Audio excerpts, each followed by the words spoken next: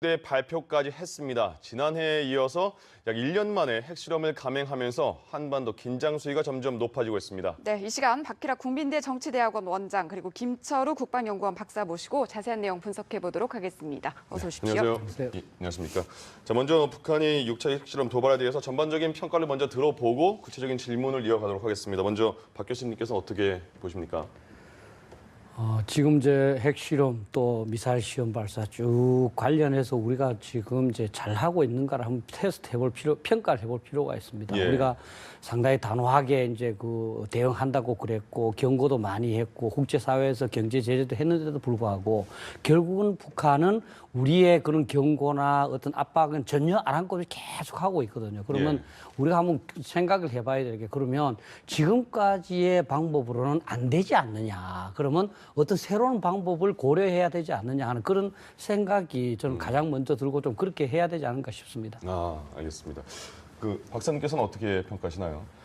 이번에 그 김정은의 단독 플레이가 아니고 마치 시스템에 의해서 우선 정치국 상무위원회 결정해서 자기가 최종 결정하는 그런 모양새를 보였는데 예.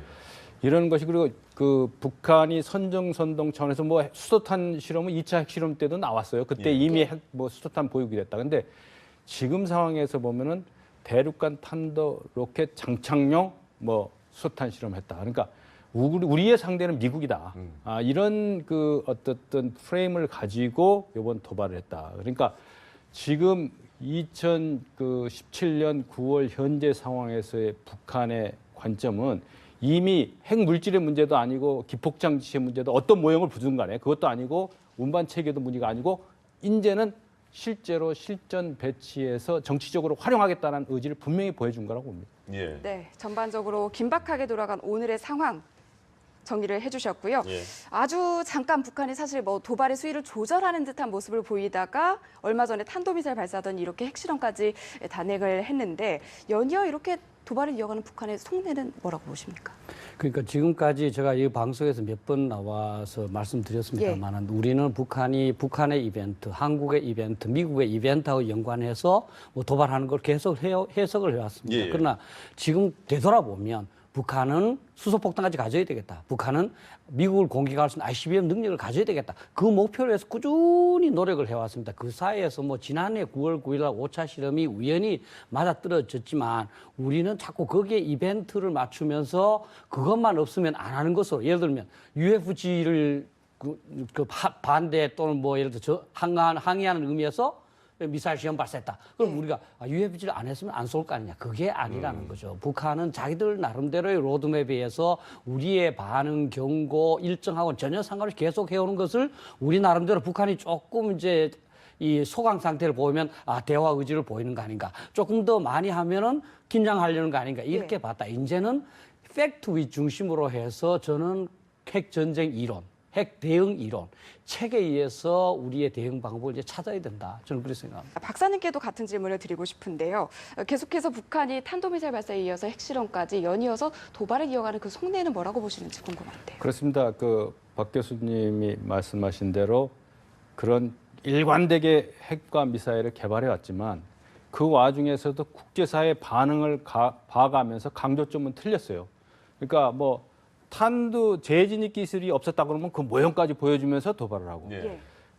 엔진이 부족하다 그러면 고체로 하고 여러 가지 방법을 통했는데 그래서 지금 북한이 지금 현 단계에서 노리는 것은 트럼프 대통령과 맞상대하는 맞대응하는 이미지를 구축하려고 하는 그 고도의 그 선전선동용 책략이 가입되어 있는 거죠. 예. 그러면서 그것이 기술적으로 뒷받침 안 되느냐. 실패를 하더라도 계속 진행하면서 실패를 통해서 결국은 기술을 축적했다. 이렇게 팩트로 봐야 됩니다. 그래서 우리가 여기서 지금 운반 체계를 강조하면은 그러니까 미사일을 강조하면 미사일만 봤다가 또 이게 아니고 그런 게 아니고 북한이 이미 그 5가지 목표 소형화, 경량화, 다종화, 표준화, 국역화 하겠어. 그래서 항상 이런 것을 통해서 실전 배치할 뿐만 아니고 체제 보정용 수세용이 아니고 공세적 핵 전략을 구축하겠다. 그리고 그래서 정치적 목적을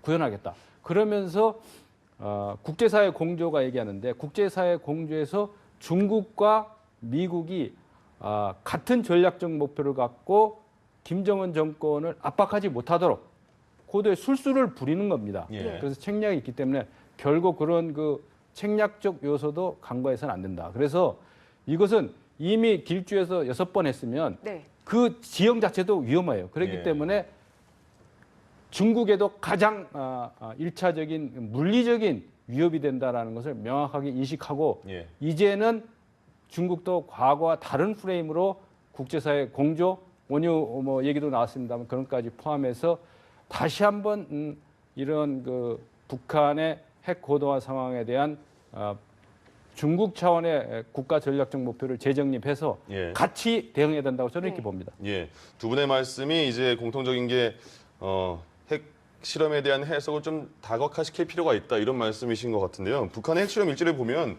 2006년에 1차 핵실험 발표 이후에 점점점 핵 도발이 좀 주기가 빨라지고 있고 5차 이후에 6차가 거의 1년 만에 이루어졌잖아요. 그러면 앞으로 또 7차 도발 이것도 시간적으로도 좀 더 빨라질 수 있겠다 이런 생각이 드는데 어떻게 보시나요?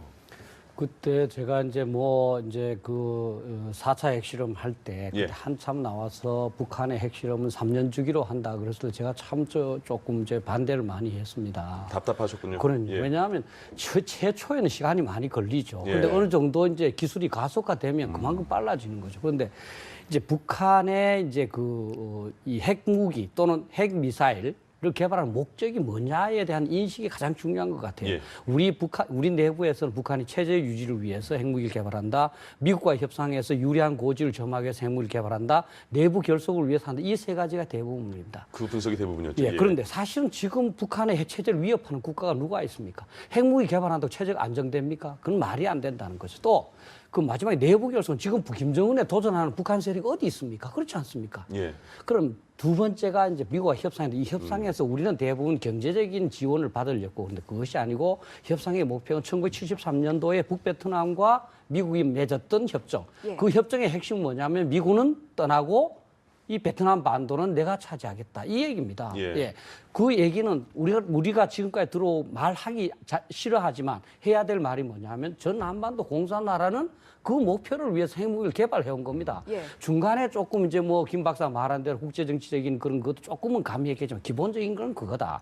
그리고 이제 국민들께서 명확하게 아셔야 될 게 그럼 왜 수소폭탄이냐. 이제 미국을 공격하는 것은 만약에 한국을 포기하지 않으면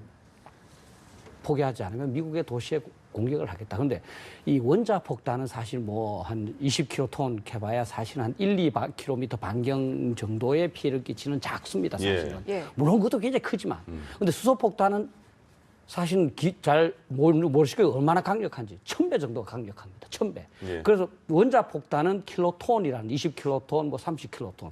수소 폭탄은 20메가톤, 30메가톤을 그렇게 얘기합니다. 예. 북한이 그 정도 1000배까지는 도달했는지 모르지만 수소 폭탄에 성공했다는 것은 수백 킬로톤의 위를 가진 겁니다. 그러면 일개 도시를 사실은 초토화시킬 수 있습니다. 미국으로서는 이게 위험을 감수할 수가 없는 거죠. 예. 그래서 우리는 지금 북한의 핵 무기 시험, 또 미사일 시험 발사 자꾸 어떤 게임 이걸로만 보면서 구경하고 분석하고 전망할 것이 아니라 우리의 생사에 관한 문제고 여기에 대해서 지금 우리는 어떻게 해왔고 그것이 잘 됐는지 못 됐는지 평가해서 예. 빨리빨리 옳은 방향으로 대응 방향을 교정해 나가야 되는 그 계기로 삼아야 된다. 예. 저는 이렇게 봅니다. 네, 갈수록 주기도 짧아지고 기술력도 높아지고 있는 상황에서 또 북한이 언제쯤 도발할지 예측할 수 없는 상황인데요. 일단 북한이 지난해도 정권 수립일을 전후로 도발을 했기 때문에 이번에도 9일을 전후로 도발하지 않겠느냐 이런 관측이 우세했었거든요. 그런데 전반적으로 시기가 좀 상대적으로 빨라진 그런 그렇죠. 해석이 나오고 북한이 있는데. 중요하게 생각하는 거는 그 기조는 맞는데 상징성도 상당히 중요하게 생각합니다. 그렇기 때문에 공산주의자들의 아주 전형적인 특징이죠. 그 상징성을 활용하기 위해서 지금 이렇게 도발을 하면은 그 휴일 아니겠습니까? 미국도. 그러면은 이제 며칠 동안 뭐 여러 가지 그 국제사회 움직임이 있겠죠. 그거 봐라. 우리가 한번 이렇게 도발하니까 벌써 혼비백산 해가지고 난리단 말이죠. 반응이 엄청나니까요. 그러니까 예. 그거를 또 역이용하는 그런 체제 내부적인 그런 측면도 있어요. 그래서 이거를 뭐 전문용어로 뭐 전략적 소통이다, 뭐 예. 전략적 셈법이다 이렇게 얘기를 하는데 분명한 것은 국제사회가 이번에 명확하게 한 메시지를 줘야 됩니다. 이렇게 뭐 어느 대변인이 나와서 메시지 하는 것도 중요하지만 예. 읽는 것도 중요하지만 누가 메신저가 누구냐 이거죠. 대리로 와서 나오는 거하고 책임 있는 당국자가 나와서 하는 것도 틀립니다. 그래서 우리가 논리적이고 합리적인 메시지만 전달할 것이 아니고 예. 이제는 우리 대한민국 국민들의 그 안보 결기를 한 군데를 모아가지고 국회에서부터 우리 모든 국민들이 이러한 북한의 도발의 실체를 명확하게 인식하고 마음을 합해야 됩니다. 예. 그렇지 않으면은 그 미국과 대한민국 사이에 쐐기를 받고 또 중국과 미국의 사이 이렇게 분열전략 핵이라는 것이 왜 무섭냐면 그 핵 공포 인질감을 이용해 가지고 얼마든지 대량 살상 선전선동이 가능한 무기입니다. 그러니까 파괴해서 사람을 죽이는 게 또 둘째 문제고 그래서 우리가 이런 차원에서 그런 그 선전선동에 휘둘리지 않도록 그런 고도의 전략적 대응까지 그래서 이번에 정우영 실장께서 직접 나와서 한 거는 네. 대단히 적절했다고 보고 예. 그래 한미 연합 방위 태세의 그 중요성 그리고 확장 억제에 필요해서 해구산 쉽게 말하면 그걸 예. 포함해서 북한이 오판하면 그것은 정권이 끝이다라는 것을 행동으로 보여줘야 됩니다. 행동으로 보여주게 되면은 북한의 최고 어쨌든 결정 라인이고 정치국 상무위원회 위원들도 야 이거 이러다가 잘못하면 우리가 자충수로 자멸을 재촉하는 거 아니냐라는 생각을 가질 수 있도록 예. 해야 된다는 거. 그리고 그러기 위해서는 러시아나 중국의 그야말로 그 국가 전략 목표를 재설정에 의한 적극적인 먼저 더 나서는 이러한 절대적인 협력이 필요하다. 그래서 이번에 문재인 대통령께서 블라디보스톡 동방 경제 포럼에 갔을 때 네. 경제가 잘 되기 위해서도 안보가 튼튼해야 된다 이런 말씀 분명히 드립니다. 예. 그럼 박사님께 추가적으로 질문을 드릴게요. 북한의 이런 핵도발 뭐 상징성도 많이 노린 것 같다 이렇게 말씀하셨잖아요. 근데 구구절이 정권 수립일을 예상을 했는데 그거보다 빨랐고 이제 10월 10일은 또 당 창건일이잖아요. 그럼 그때도 어떤 이런 도발적인 행동을 할 것인가 예측할 수 있을까요? 그리고 폭주라는 게 예. 김정은의 핵미사일 폭주라는 게 핵을 썼다가 미사일 썼다가 또 단거리 발사체 줬다가 예. 그 성동 격소시라고 뭐 국지 도발도 했다가 이런 식으로 하는데 지금 우리 대한민국이 새로운 정부가 와서 국민들이 많은 기대를 걸고 있는데 그걸 완전히 무시해 가면서 이 도발의 수단 방법 이런 것에 상당히 좀 기만적 요소가 많이 있다고 봅니다. 예. 네. 실제로 미국을 겨냥한다고 하면서 가장 폭풍은 서울에서 일어나도록 하는 그런 그 양동 작전도 많이 이루어지고 있기 때문에 앞으로 이제 그들이 말하는 텔 이동식 발사 차량이 한 다각적인 또 미사일 도발로 옮겨가면서 타격 수단의 정밀도와 정확도 오늘도 키워드 중에 하나가 정밀도를 향상시켰다는 거죠. 예. 예. 그래서 어떤 전략 목표에 대해서 명확하게 타격을 하고 정확하게 명중시켰다는 걸 계속 강조해 나가면서 그런 걸로 프레임을 계속 만들어 나가는 거기 때문에 예. 우리가 그것을 선전선동물을 계속 틀어주는 것도 이거 좀 이용당하는 겁니다. 사실은. 그쪽에서 또 좋아할 수 있다. 그렇죠. 원하는 것도 분량도 있고. 아주 방송하기 좋게 이게 축약해서 보내주기 때문에 예. 이것도 과감히 무시하고 우리의 또 그런 고도의 대북 압박을 가하는 다양한 메시지를 유엔의 국제사회만 너무 의존하지 말고 네. 예. 대한민국의 결기, 과거의 그 목함지뢰 도발 때도 그 젊은 애국 그 장병들의 그런 결기가 어떤 한반도 상황을 바꾸는 큰 촉매제로 작용했지 않습니까? 예. 그런 걸 봤을 때 북한이 언제 도발했냐, 성공이냐 실패냐 이런 것도 중요하지만은 그것을 선제적으로 압도해 나가는 그런 우리의 결기를 보여주는 것도 예.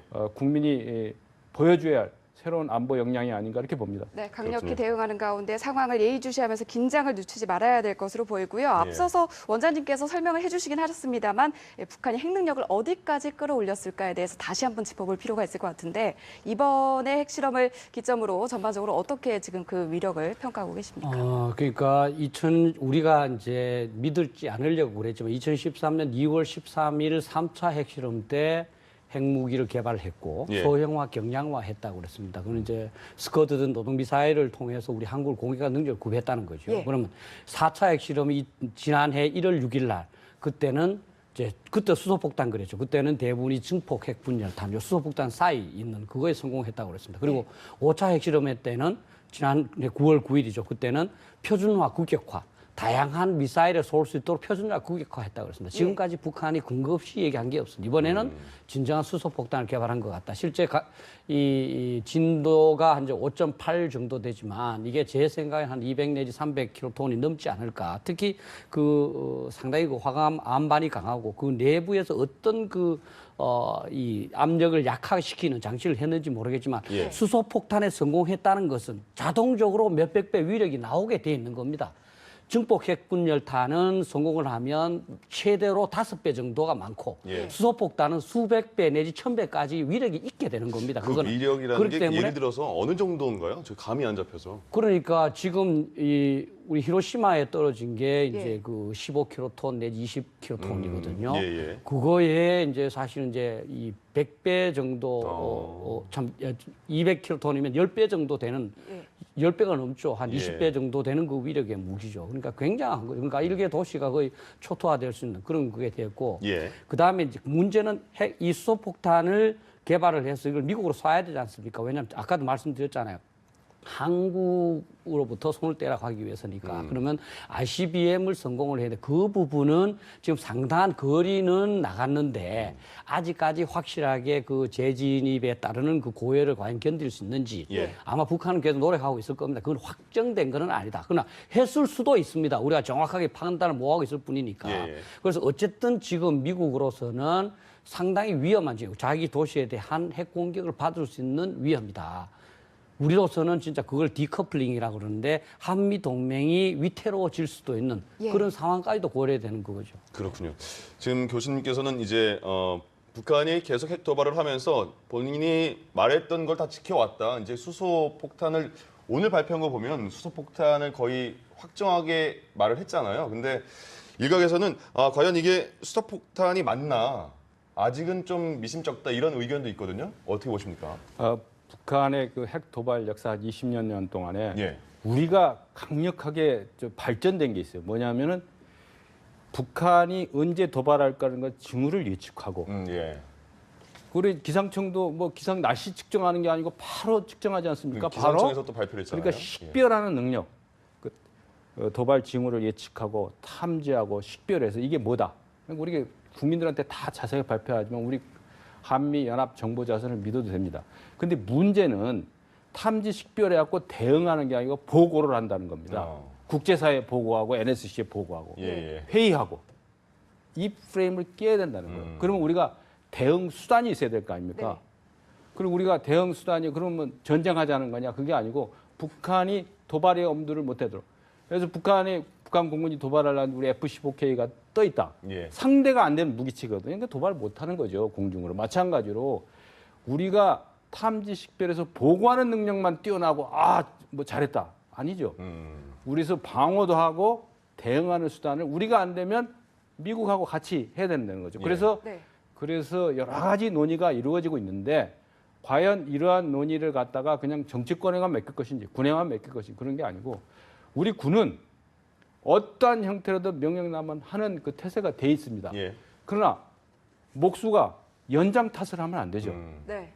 어쨌든 연장이 제대로 도구가 그 어떤 목적을 달성할 수 있도록 하는 그런 것도 필요하고 그래서 이제는 이 프레임을 탐지식별 보고가 아니고 탐지식별 대응하는 것을 국제사회와 또 한미연합 방위태세에서 증강시켜야 된다 이렇게 봅니다. 일본을 비롯한 국제사회의 대응, 특히 우리 정부의 대응, 우리가 여러 가지 방법을 쓰고 있습니다만 북한은 좀처럼 말을 듣지 않고 있는 상황이거든요. 남아있는 카드 어떤 게 있을까요?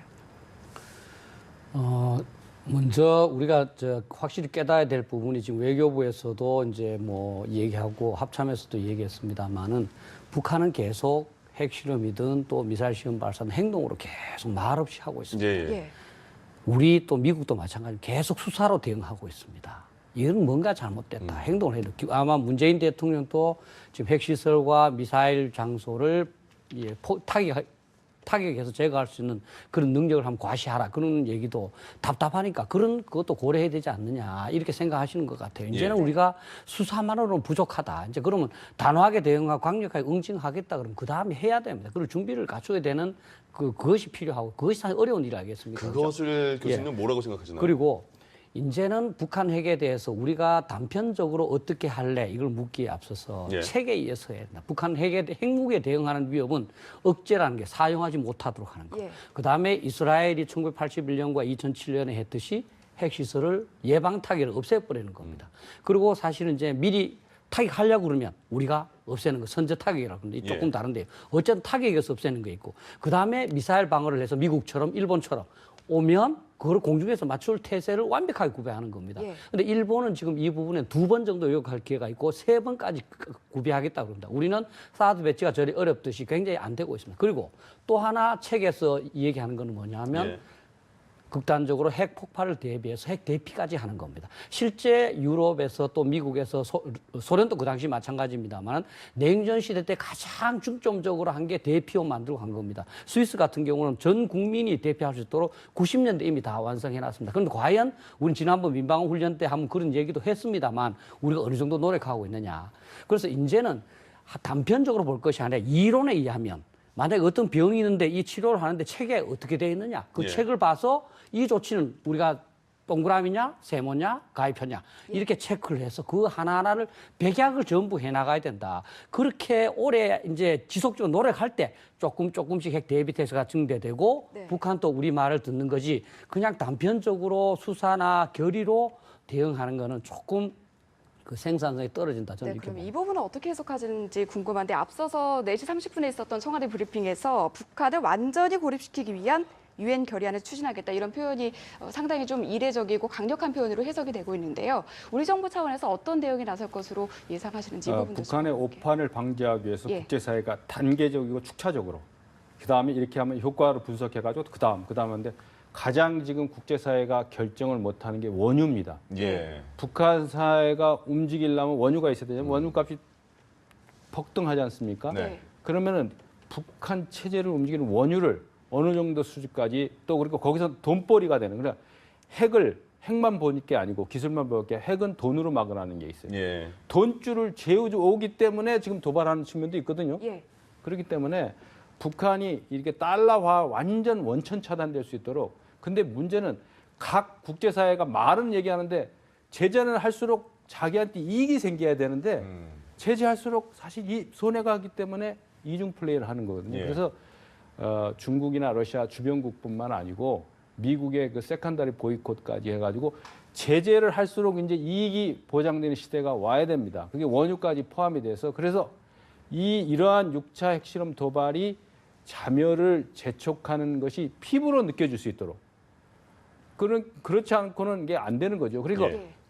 일반 주민들의 생활만 어려워지는 거는 200만, 300만이 죽어도 눈 하나 깜짝하는 저 정권이기 때문에 우리가 북중 관계가 현재와 같은 그런 관계가 아니고 중국의 가장 직접적인 위협이 되는 시대로 돌입이 됐기 때문에 예. 앞으로 이번에 러시아에서의 그 주변 여러 나라들과의 경제 논의를 하면도 이제는 경제에서도 또 여러 가지 국가 경영의 모든 틀에 있어서도 과감하게 우리가 그거에 대한 그 희생을 치를 준비가 돼야 된다. 국방 예산 어느 딱 정해놓고 할 게 아니고 과감하게 한번 해는 거. 근데 절차 때문에 안 됩니다. 그러면 예. 할 말이 없는 거죠. 마찬가지로 북한 핵에 제재하고 완전히 고립할수록 이익이 생길 수 있는 방법이 뭐가 있겠느냐. 예. 그러니까 이익이라는 건 경제가 이렇게 되면 완전히 망가지면 중국도 피해가 있는 거 아니겠습니까? 네. 러시아도 마찬가지. 그래서 이제는 북핵 대응의 패러다임을 근본 틀을 다시 한번 점검하고 바꿔야 된다. 이렇게 만약에 이번에도 그냥 넘어가면은 예. 계속 이 핵 인질 공포 심리를 이용해서 정치적 목적을 달성하는 식으로 갈 겁니다. 그것은 군사적 실전 배치보다 무서운 그 영향을 주기 때문에 우리가 철저하게 대응해야 된다 이렇게 봅니다. 예, 예. 그럼 마지막으로 짧게 박 교수님께서도 대북 제재 방안을 좀 요약해서 정리 좀 해주시면 좋을 것 같습니다.